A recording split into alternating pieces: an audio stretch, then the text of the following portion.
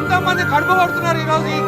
ఇదే కాంగ్రెస్ గవర్నమెంట్ ఇంతకుముందు రిజిస్ట్రేషన్ చేసింది 1954 నుంచి పట్టా భూములు ఇవన్నీ ఆయన మాకెందుకండి డబుల్ బెడ్రూమ్లు ₹1 లోన్ తీసుకొని ఇల్లు కట్టుకున్నాం. డబుల్ బెడ్రూమ్ 350 ఎస్ఎఫ్టీలో మేము ఎలా ఉంటాం?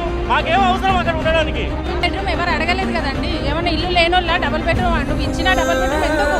మా ఎందుకు చెడగొట్టడం? ఉన్న ఇల్లు ఎందుకు చెడగొట్టడం?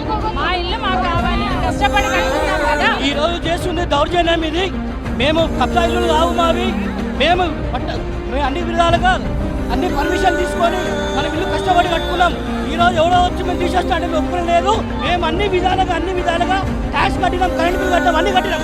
మేము ఇడిగా కాల్ చేసేది లేదు.